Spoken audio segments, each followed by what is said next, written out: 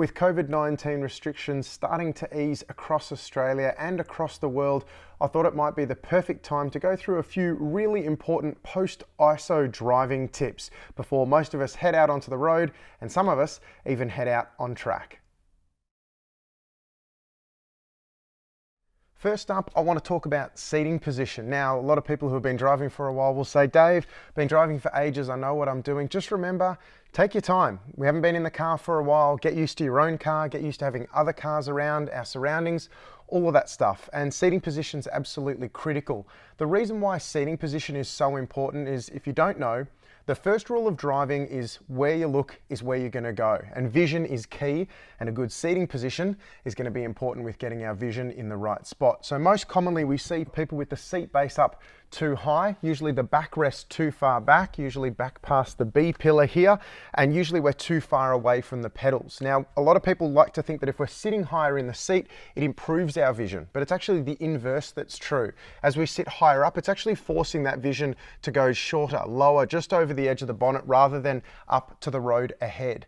A lot of times as well, when we're sitting in this recline position, we might feel very, very comfortable, but we're so far away, we actually have a struggle to control the car at that point. And obviously being too far away from the pedals means we can't actually operate the pedals correctly. In an emergency situation, we hit the brakes, we also tend to fly out of the seat and get our head going up through the roof of the car, which is a pretty bad thing. The whole time we're moving further away from the steering wheel, which means we tend to lose control as well.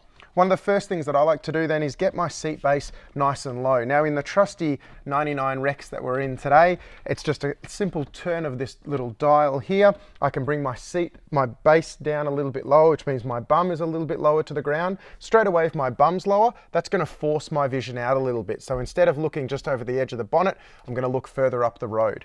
Obviously, I do need to bring this backrest up a little bit. Now, you don't have to feel uncomfortable in the car, but with a bit of more support behind you, you'll find that if we squeeze that brake pedal, we go straight back, the hips go straight back. I've got that support. I'm not flying out through the back of the car or up into the roof as well.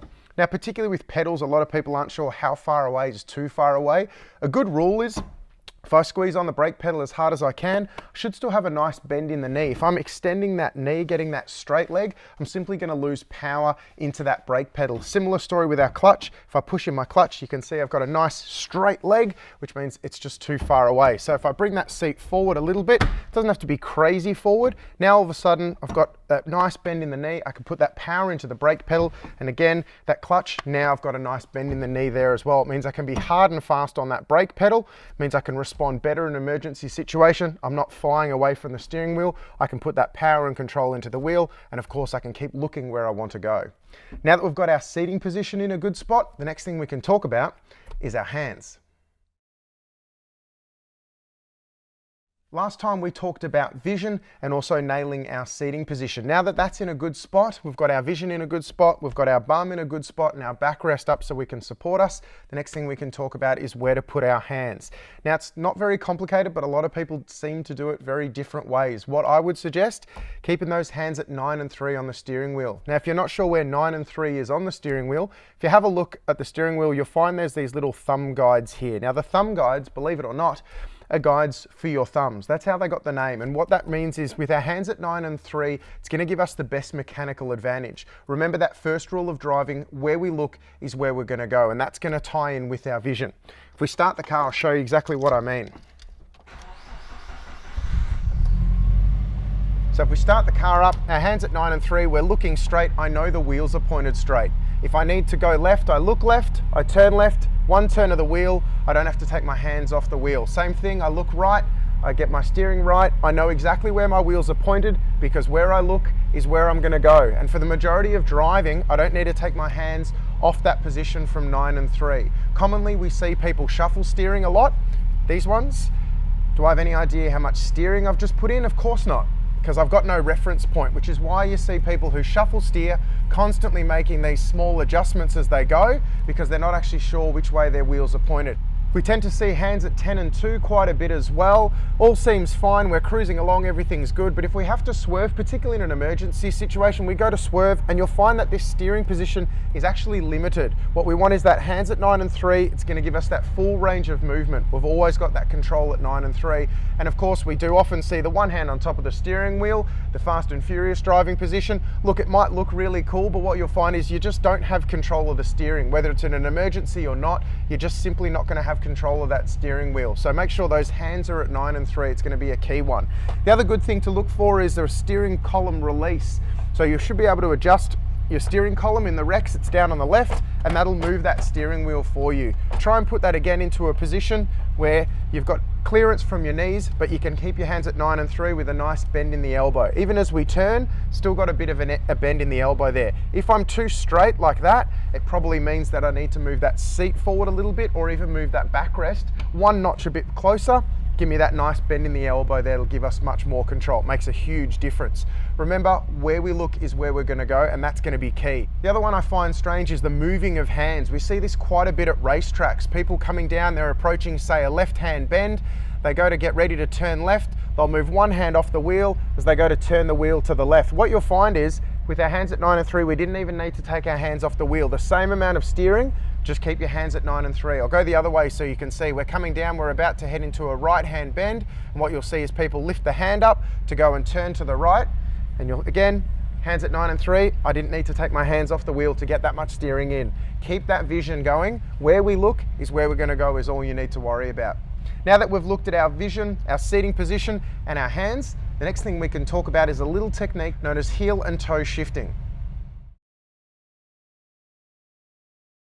We've covered the basics, we've talked about vision, we've talked about seating position, and also our hands on the wheel. Now we can talk about the technique known as heel and toe shifting. Now effectively, heel and toe shifting is basically just a way to try and avoid compression lockup. It's about matching revs. There's a few things going on at once. Now why I find this one interesting is this is one that comes up a lot on track days. People coming up and asking us, how do we actually heel toe shift? Do we need to do it? And things like that. So the beauty about heel toe shifting, if you're new to it, is you can practice just like this with the car off.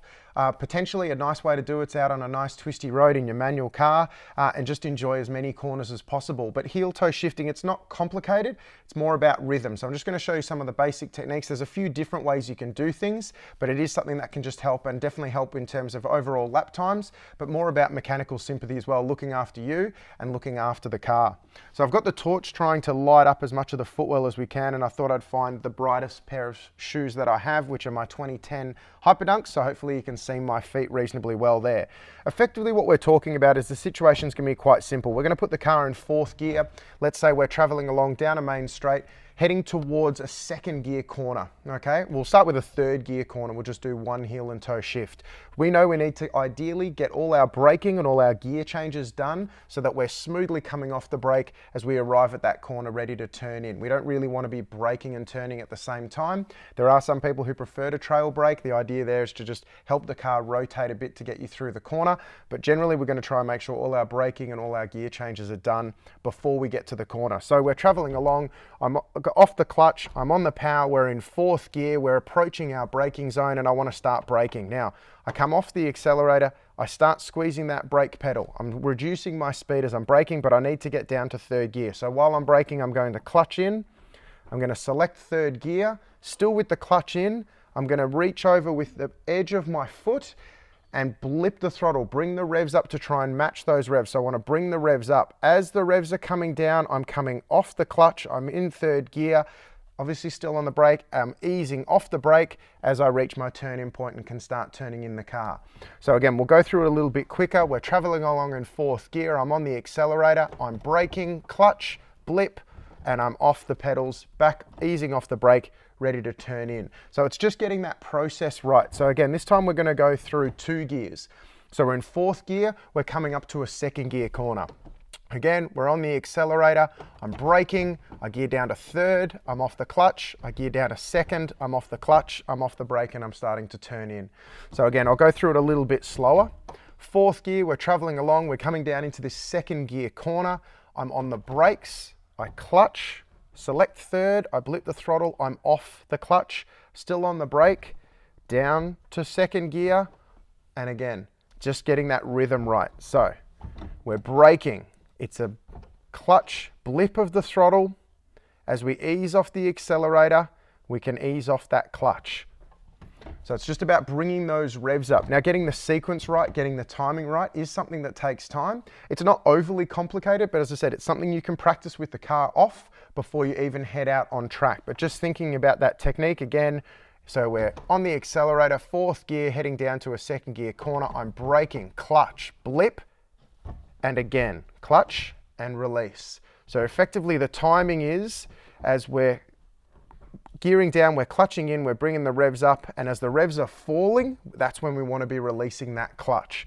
So because we all love car noises, something along the lines of we're braking and it's boom as we release the clutch, boom as we release the clutch. So it's about having those revs falling as we're releasing that clutch. It's less wear and tear on the drivetrain, on the clutch as well. As I said, generally going to make sure that you can avoid those compression lockups. You'll find you can brake a bit harder, a bit deeper into corners without risk of locking up either the rear end or the front end, depending on the car you're driving.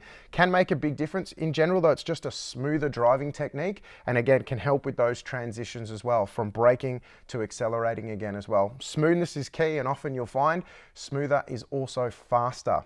Now some people will heel toe, where the toe is on the brake, the heel is on the accelerator. Some people prefer to roll, so depending on your pedal positioning, you can roll your foot as well. So we're just using the edge of the foot on the brake pedal, and we can roll across onto that accelerator pedal. Some people, depending on the position, will like a big stab with the heel there. Either way, it's about that timing. So again, we'll go fifth gear this time. We've got 3 changes. So we're on the power, fifth gear, coming down the straight, fifth gear, holding our speed, getting ready for what's going to be a second gear corner. We get onto the brake pedal, down to fourth, down to third, down to second. Ease off the brake pedal there. We've covered everything then. So seating position, hands at 9 and 3, heel and toe technique. Hopefully you can take on board these different techniques, use them, take your time back out on the roads, get used to driving again, get used to your car, be patient with other people and practice. Remember, driving is a skill. The more we can practice, the better at it we're going to be. Hopefully we'll see you out there, and hopefully you get out on track soon.